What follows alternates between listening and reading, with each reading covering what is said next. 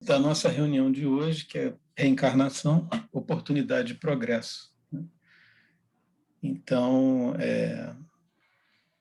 toda vez que nós nos esforçamos, toda vez que nós aprendemos, toda vez que nós desenvolvemos o nosso lado de sentimento, nós estamos caminhando nessa escada, né, de progresso, de crescimento individual de cada um de nós, né? Eu quis começar esse nosso bate-papo com uma pergunta, né? E se não houvesse reencarnação? Né? E a primeira coisa que vem na cabeça da gente é, peraí, né? E como é que ficaria a questão da justiça divina, que é algo que nós vamos ver, né? Daqui a pouquinho a gente vai falar um pouco melhor sobre a questão da justiça divina e sobre a reencarnação. Pensando nisso, me veio à cabeça um pedacinho de uma pintura, né, da Capela Sistina, que é a criação de Adão, de Michelangelo, cerca de 1511. E o que é interessante, algo que eu soube há pouco tempo atrás, eu não sei se você, eu vou colocar no detalhe aqui, eu não sei se todos vão ver, tem a mão de Deus, né, representado por um senhor velhinho, né, de barba, e Adão, um jovem, né? Então vocês veem a mão de Deus retinha, né, esticada, estendida, com o dedinho também esticado, estendido, e a mão de Adão meio caída, assim, meio frouxa, né, meio sem vontade, o dedinho também caído e tal.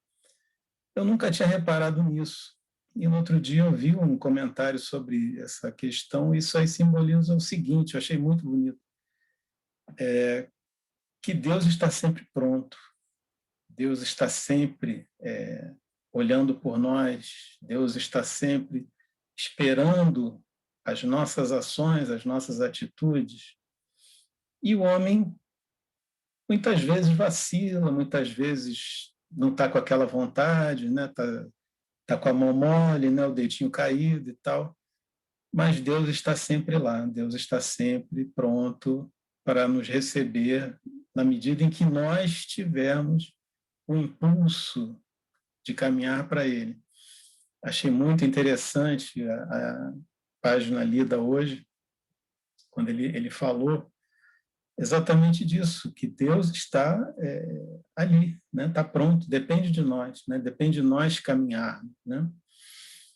Então, seguindo adiante, fazer um rápido histórico sobre a questão da reencarnação. Fiz uma pesquisa e vi que essa ideia da reencarnação não é muito antiga, não. Ela começa, ela surge no período védico tardio, pelas Upanishads, que são textos hindus que dizem respeito à instrução e acompanhamento da doutrina hindu, né, da doutrina védica. Então, assim, em termos de humanidade, 3.000 anos não é muita coisa. Evidentemente, eles pensavam e pensam até hoje muito na questão da metempsicose, que é a reencarnação aleatória em almas humanas e não humanas, né? A gente vai ver daqui a pouco que a doutrina espírita vem para esclarecer esse assunto. Na Grécia, ela só começa a ser mencionada, a questão da reencarnação, no século VI a.C., através de Platão. Platão, inclusive, ele afirma que Sócrates acreditava na reencarnação. Evidentemente, a gente não tem nada escrito por Sócrates, mas Platão serviu como um intérprete do seu mestre, que foi Sócrates.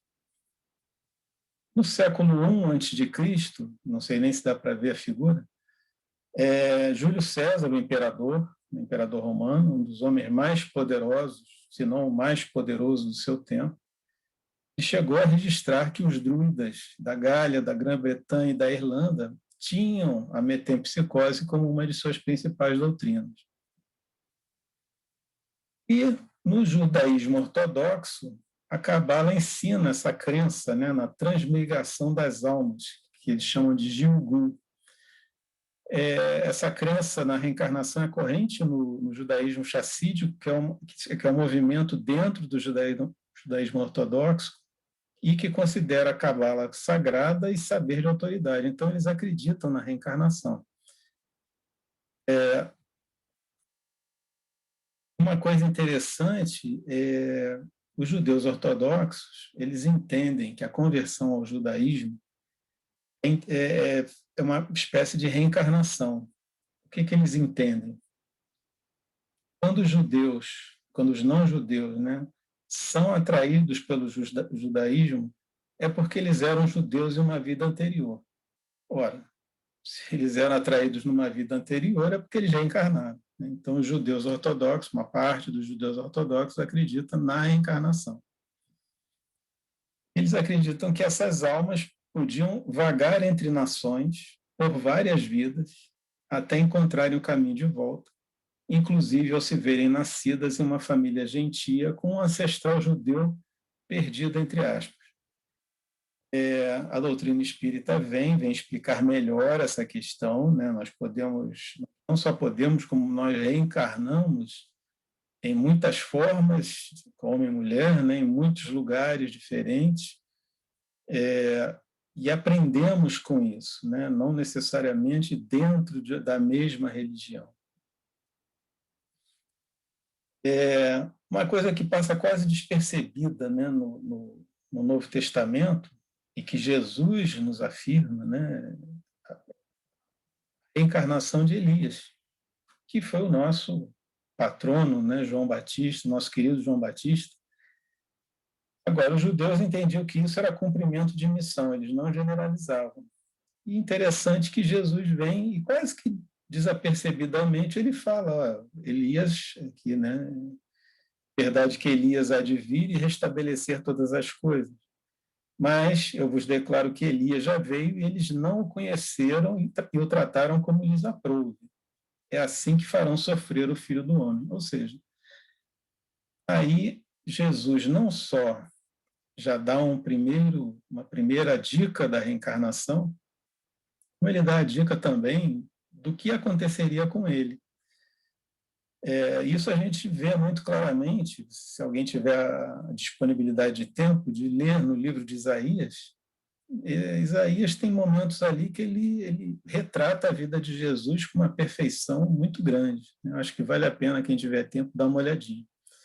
Então, Jesus menciona a reencarnação e Jesus deixa claro que sabe o que vai acontecer com ele.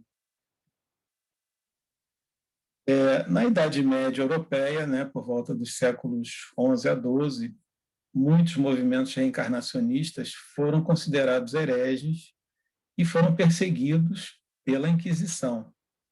Essa é um quadro de Joana d'Arc, uma fogueira, né? Joana d'Arc foi considerada herege. Há uma estimativa de que por volta de 350 mil pessoas foram mortas por serem consideradas hereges na Idade Média pela Inquisição. Já na Europa renascentista, que vai do século XV até o início do século XIX, né, por meio das ideias de Platão e Pitágoras, de metempsicose ainda, mas aí já associadas às obras herméticas e cabalísticas, começa a fermentar a ideia da reencarnação e da transmigração das almas. Tá? E aí sim, em meados do século XIX, né, mais especificamente, em 18 de abril de 1857, nosso querido professor Hippolyte Léon Denisard Rivail, que foi discípulo de Pestalozzi, lança a primeira edição do Livro dos Espíritos. Foi uma obra compilada a partir das informações fornecidas pela espiritualidade superior e que veio a esclarecer não apenas essa questão, mas como todas as outras referentes ao ser humano, ao seu passado, à sua essência, ao seu futuro. Né? Quem sou, da onde vim, para onde vou. Então, aqui começa uma grande abertura dos olhos de toda a humanidade, né? E a partir daqui que nós vamos começar o nosso estudo. Então, falando em oportunidade de progresso, vamos explicar um pouquinho melhor, né, a questão da reencarnação. E a espiritualidade nos afirma que ela está fundamentada na justiça divina. É algo como fundamentada na justiça divina, eterna, imutável, e está intimamente ligada a uma outra lei, que a gente vai ver já já. E a espiritualidade volta a nos afirmar: todos os espíritos tendem para a perfeição e Deus lhes dá o meio de alcançá-la por meio das provações da vida corporal. É na vida corporal que nós somos colocados à prova por conta da influência da matéria. A influência da matéria no mundo de provas e expiações, no mundo da nossa atual, do nosso atual nível evolutivo, é algo muito tentador, é algo muito que nos chama muito, né, na questão corpórea. Então, é aqui que nós somos fortemente provados. Não que nós não aprendamos nada no plano espiritual, pelo contrário, mas a prova, né, o envolvimento da matéria é aqui.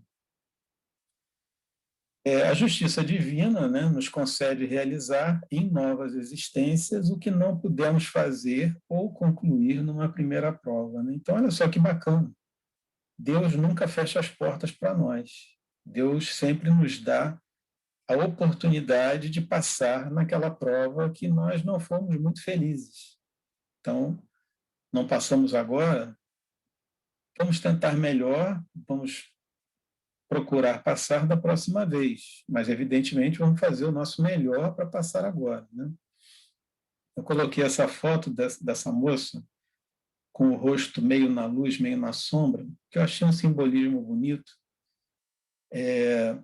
lembrando, né, que nós somos espíritos em evolução. Nós, a cada existência, nós vamos incorporando aprendizados, nós vamos incorporando sentimentos.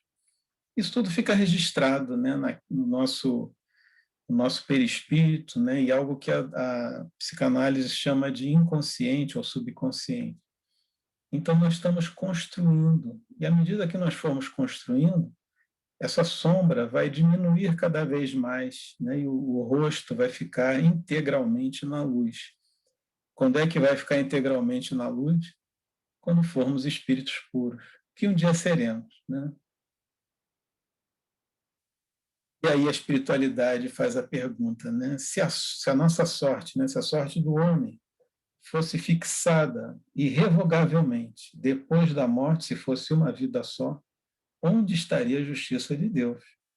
Basta uma pessoa nascer em condições diversas de outra, que já não tem o mesmo ponto de partida, já não tem a mesma igualdade de condições. Né? Vamos ver um pouco melhor sobre isso. É aquele quadro já conhecido, né, da evolução do homem, que acaba, pelo menos posturalmente, a gente está voltando ao início. Né? Então, com a pluralidade das existências, né, com a reencarnação, a desigualdade que a gente nota no mundo, ela deixa de contrariar o que é a mais rigorosa equidade. Por quê? Porque nós só vemos o presente, nós não vemos toda a história do passado. Então, se a gente só vê o presente, a gente vê, poxa, isso aí está errado, né? Mas, à medida que a gente vê o passado, a gente, não, realmente tem uma explicação, tem um porquê. Como eu falei ainda agora, a gente vai construindo as nossas experiências.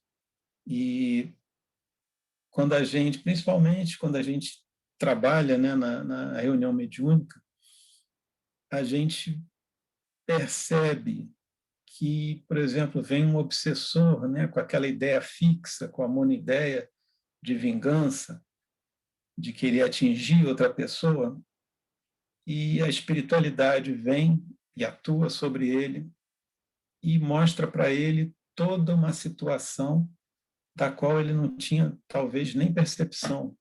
E aí, sim, ele cai em si, ele vê toda a motivação de atos que aconteceram no passado e ele percebe muitas vezes, ou quase sempre, que ele foi culpado por muito daqueles atos. E muitos deles, quando percebem isso, caem em si, choram e perguntam como é que eles vão fazer para consertar aquilo tudo que eles fizeram de errado. Né? Mas isso faz parte da nossa caminhada. Então, essa desigualdade, né, que nós vemos hoje no mundo, de aptidões, do desenvolvimento intelectual, do desenvolvimento moral, ela só é explicada pela diferença das vivências e pela diferença dos aprendizados. E no outro dia, uma discussão que eu achei muito interessante, que alguém mencionou, né, quando Jesus fala, sois deuses, tudo que faço podereis fazer e até muito mais, tudo bem, um dia nós chegaremos no nível de Jesus. Só que quando nós chegarmos no nível de Jesus, Jesus vai estar muito mais à nossa frente ainda. Então, quer dizer, nós vamos chegar a ser espíritos puros, mas nós não vamos ultrapassar Jesus, pode ser que nós cheguemos muito perto, mas ultrapassar já é outra coisa, até pela anterioridade de Jesus, né? Como essa questão da diferença de vivências e aprendizados, eu queria pedir licença a vocês para falar um fato que aconteceu comigo, real, né? Eu tinha meus 16 anos de idade, 17, estava no cursinho pré-vestibular, então aquela sala com 60 bagunceiros mirins, e a gente tinha aula de cálculo, e cálculo era o grande terror.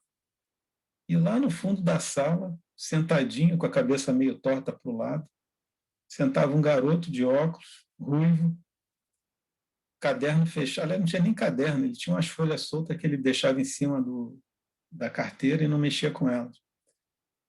E aí vem a primeira prova de cálculo. E eu me dei bem. Acho que eu tirei 4,5, quer dizer, um notão. E esse meu colega, quando a gente foi ver, ele tinha tirado, não me lembro agora mais, se foi 9,5 ou 10. E aí eu não aguentei, né? Eu perguntei para ele, pô, vem cá, você estuda em casa? Aí ele, não estudo não. Eu disse, como é que você estuda? Ele assim, não, eu presto atenção na aula. Aí eu, tá legal. E eu fiquei pensando, eu sou um idiota, porque eu anotava tudo, eu prestava atenção, fazia todos os exercícios possíveis e imagináveis. E aí, muitos anos depois, a doutrina vem e me explica, olha, seu amigo, ele já passou por isso, né? Ele já tem um conhecimento adquirido, né? Isso é muito bacana, quando a gente percebe isso, é muito bacana. Como tantos outros têm outros conhecimentos, para música, para pintura, para línguas, né? Cada um tem o seu desenvolvimento. E aí sim, o princípio da reencarnação é uma consequência necessária da lei de progresso. E aí eu coloco aqui esses dois galãs, né, do tempo de Neandertal. A espiritualidade nos afirma, se as almas fossem criadas ao mesmo tempo que os corpos, as que nascem hoje seriam tão novas, tão primitivas, quanto as que viviam há 1000 anos ou mais. Então, a gente não ia ter o desenvolvimento que tem hoje, né? A gente vê criança lidando com celular, com sistemas de computador, que a gente fica de queixo caído, né? Ou seja, não é uma evolução, né? Houve uma grande evolução. Outra coisa, não haveria nenhuma conexão entre elas, nenhuma relação necessária, né? Seriam estranhas, porque são 0 quilômetros, não se conhecem antes, né? Hoje nós possuímos instintos mais apurados, costumes mais brandos, né? Eu sei que o pessoal gosta quando eu boto essas figurinhas aí, porque é uma evolução morfológica do ser humano, mas além da evolução morfológica, existe a evolução intelectual e a evolução moral.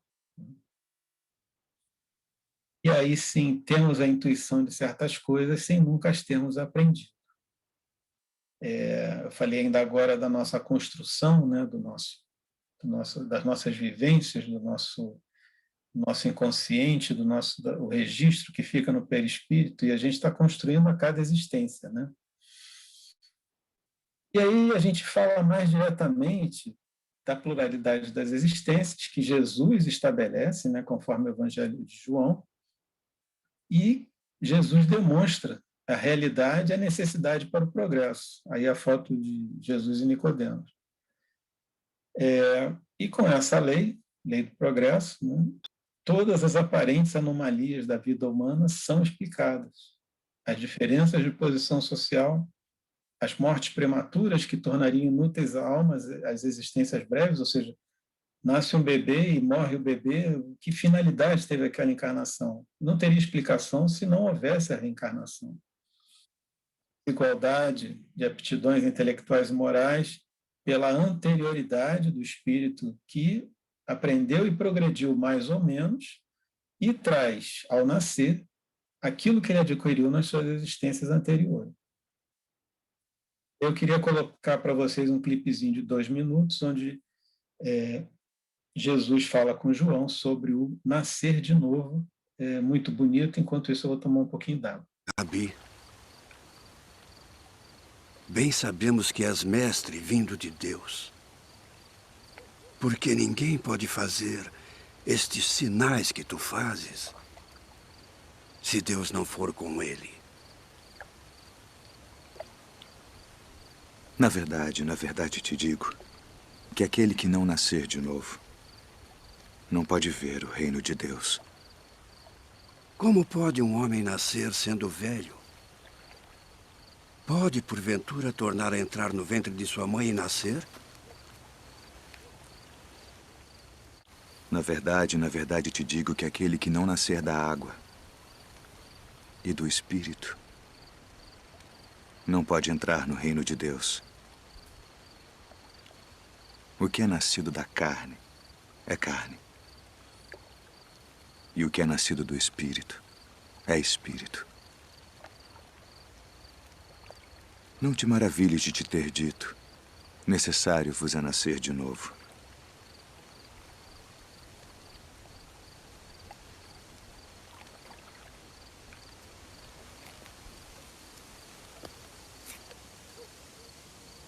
O vento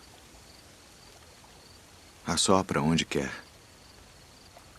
E ouves a sua voz, mas não sabes de onde vem, nem para onde vai.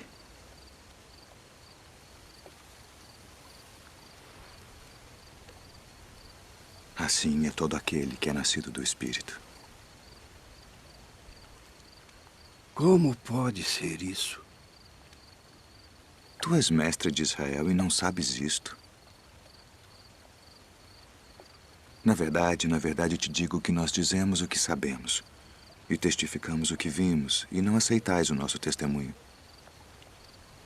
Se vos falei de coisas terrestres e não crestes, como crereis se vos falar das celestiais?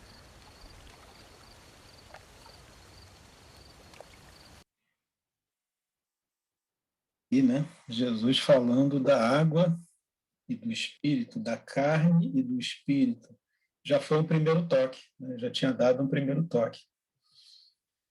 Se a alma fosse criada no instante do nascimento, haveriam criações privilegiadas. Basta nascer numa situação melhor que a do outro, que já é um privilégio, ter oportunidades melhores. Nós seríamos estranhos uns aos outros, nada nos ligaria, os laços de família seriam puramente carnais.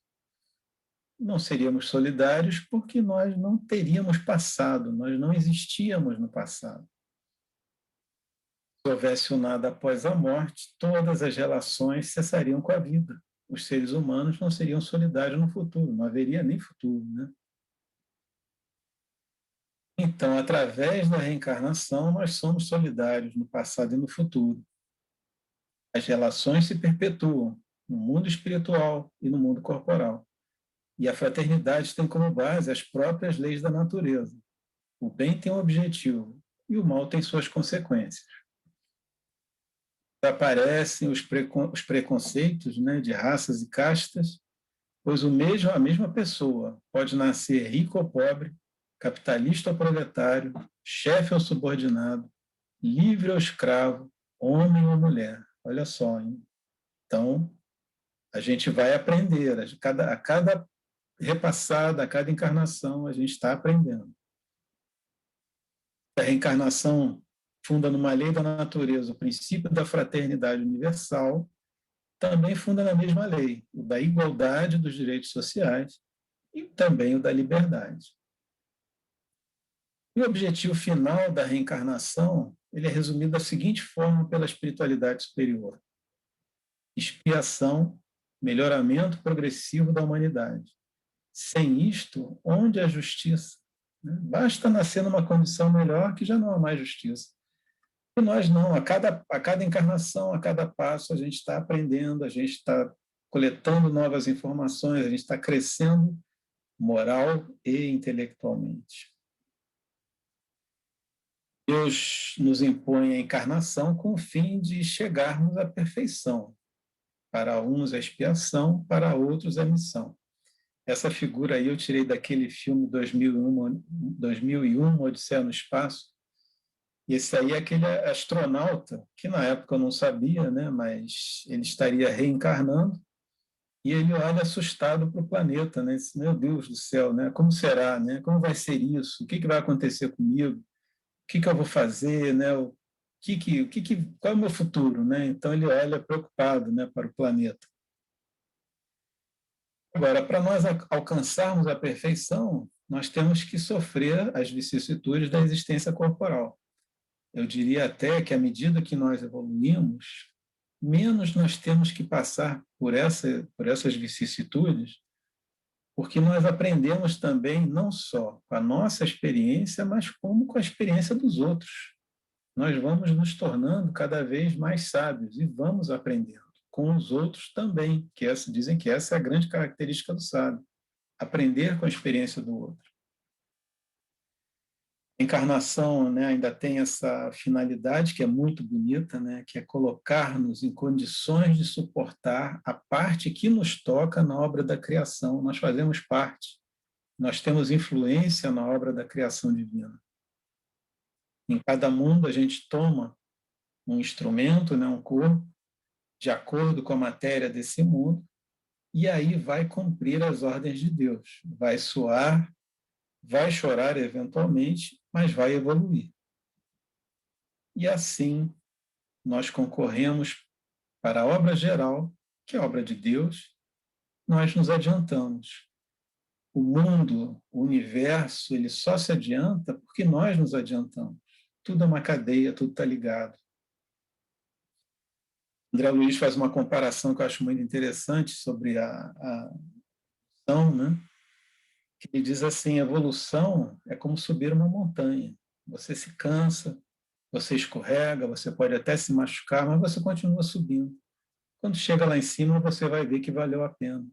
Você vai ver que aquilo que era importante ter dado atenção e aquilo que não era tão importante assim. E tudo depende do esforço de cada um. São dos seres encarnados, é necessária a marcha do universo, nós influímos nessa marcha, e Deus quis que nessa mesma ação houvesse um meio de progredir e de se aproximar dele. Jesus nos falou, né, que viu o Pai face a face, Jesus já estava próximo de Deus.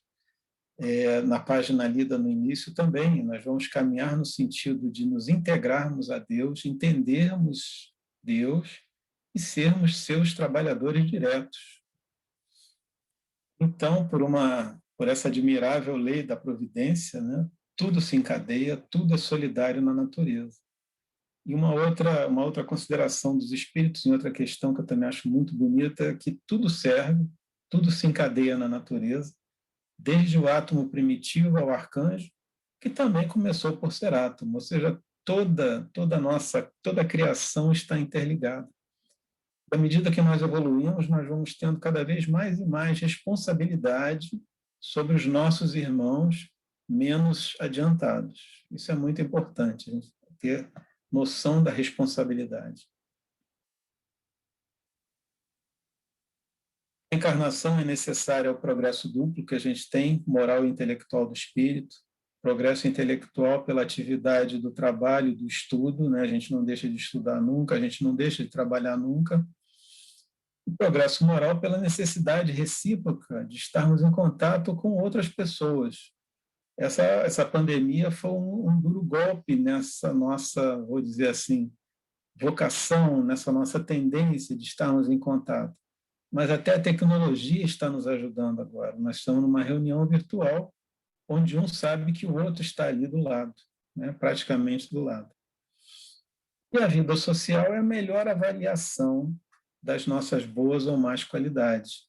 Jesus nos falou sobre isso, dizendo que uma árvore boa não pode dar maus frutos, nenhuma árvore má pode dar frutos bons.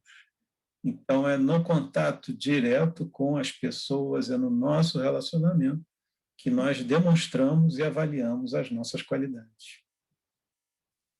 Então, bondade, maldade, doçura, violência, benevolência, caridade, egoísmo, avareza, orgulho, humildade, sinceridade, franqueza, lealdade, má-fé, hipocrisia, tudo que constitui o homem de bem ou o homem perverso tem por objetivo, por alvo e por estímulo a relação do homem com os seus semelhantes.